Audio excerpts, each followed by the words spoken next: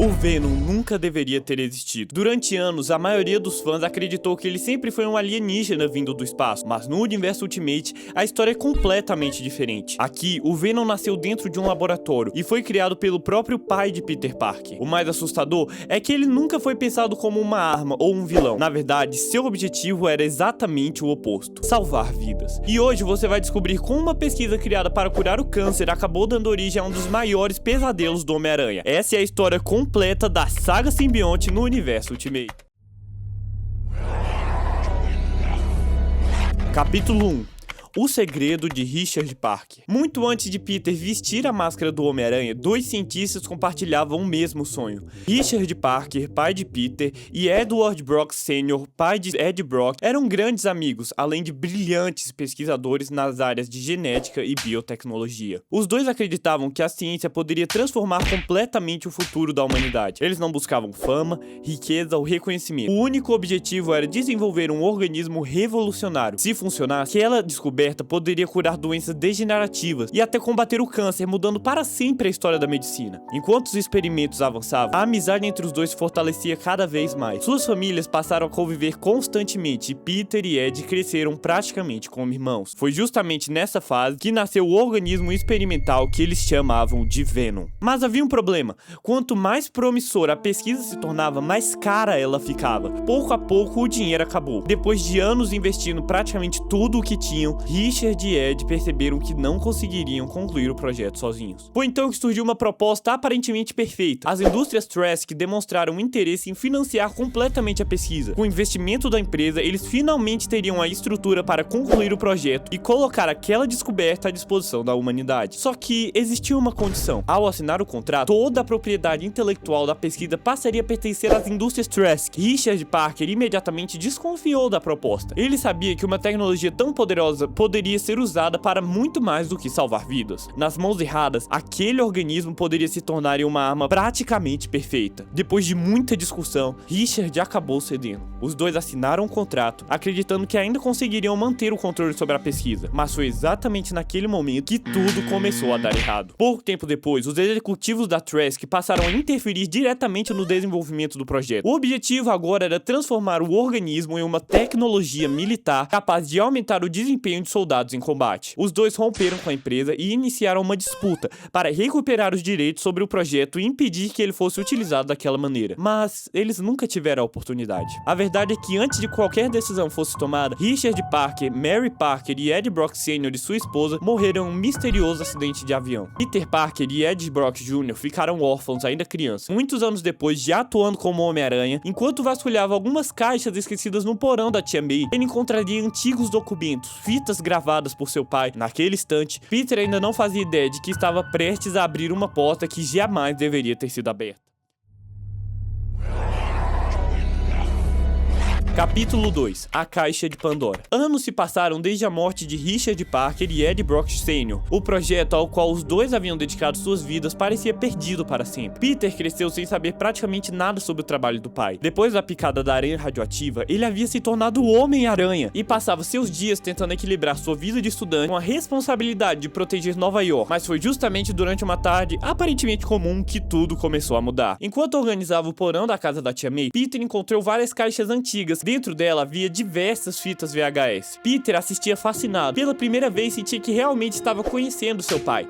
Até que em uma das gravações, Richard menciona um nome que Peter não ouvia há muitos anos: Ed Brock. Sem perder tempo, decidiu procurá-lo. Depois de tantos anos, os dois finalmente se reencontraram. No começo, a conversa era um pouco desconfortável. Peter então mostrou as fitas que havia encontrado e Ed sorriu ao perceber do que se tratava. Foi nesse momento que veio a primeira grande revelação. Ed contou que o projeto dos seus pais nunca havia desaparecido. Então Ed o levou até os laboratórios da universidade onde trabalhava, ao lado do Dr. Kurt Connor. Ao entrar no laboratório, Peter viu algo que acreditava ter sido destruído muito antes. Dentro de um recipiente de contenção estava uma pequena amostra do organismo criado por seus pais. O projeto Venom ainda existia. Ed explicou que aquela era a última amostra preservada da pesquisa original. Durante anos, ele e Kurt Connors tentaram estabilizar o organismo, que estava muito próximo de concluir o sonho de que seu pai havia deixado para trás. Naquela noite, Peter voltou para casa decidido a assistir às gravações restantes. Nela, seu pai explicava detalhadamente como as indústrias Trask haviam desviado completamente o propósito da pesquisa. Richard também revelava que tentou impedir esse plano para recuperar o controle da pesquisa, mas nunca conseguiu. Ao terminar a gravação, Peter ficou indignado. Durante toda a sua vida, ele havia visto pessoas poderosas destruindo os sonhos daquele que apenas queriam fazer a coisa certa. O maior legado de Richard Parker havia sido tomado pela ganância de uma grande corporação. Naquele momento, Peter tomou uma decisão impulsiva. Na mesma noite, ele voltou escondido ao laboratório de Kurt Connors. Seu plano era simples: retirar apenas uma pequena amostra do organismo, levá-la para casa e estudá-la por conta própria, e devolvê-la antes que Ed percebesse. Parecia um risco pequeno diante da importância daquela descoberta, mas bastou abrir o recipiente para perceber que havia cometido um enorme erro. A substância negra começou a se mover sozinha. Em poucos segundos, ela envolveu completamente o corpo inteiro e começou a se fundir com cada célula do seu organismo. E Peter Parker estava prestes a descobrir que o maior legado deixado por seu pai também poderia se tornar o seu maior pesadelo.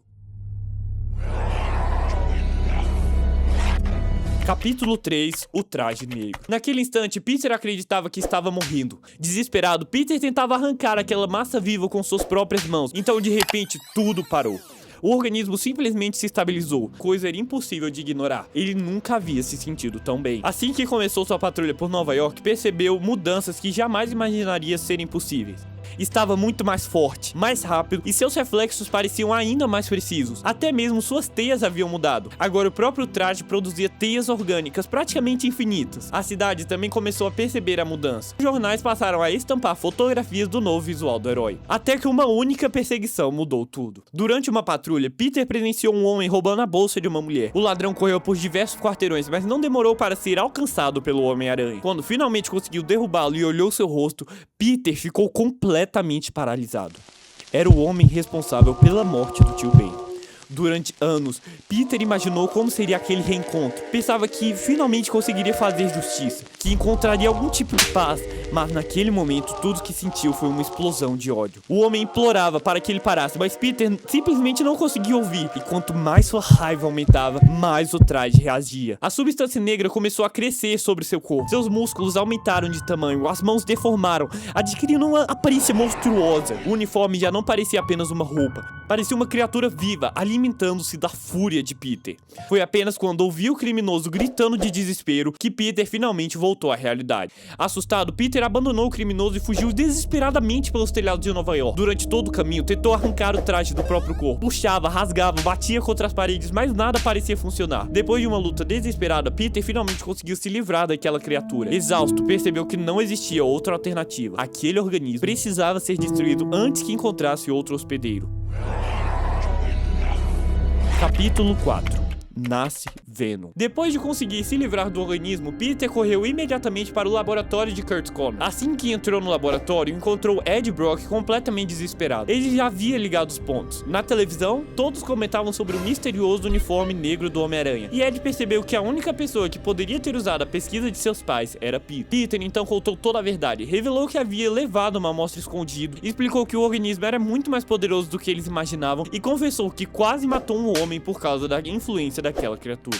No começo, Ed se recusou a acreditar. Para ele, aquele organismo representava o último legado deixado por seu pai. Era a única forma de provar que Ed Brock Sr. não havia dedicado a sua vida inteira a um projeto condenado ao fracasso. Os dois discutiram por vários minutos. Com a aprovação de Ed, destruiu a única amostra que estava no laboratório. Por alguns segundos, parecia que tudo havia acabado. Mas Peter logo iria descobrir que ele estava completamente enganado. Assim que ficou sozinho, Ed caminhou lentamente até um armário escondido no fundo do laboratório e retirou um pequeno recipiente que nunca havia mostrado para Peter. Desde o início, ele mantinha uma segunda amostra do organismo em segredo. Era sua garantia, caso alguma coisa desse errado. E naquele momento, tomado pela raiva, pela frustração e pelo sentimento de que Peter havia destruído o último legado de seu pai, Ed tomou a pior decisão de sua vida.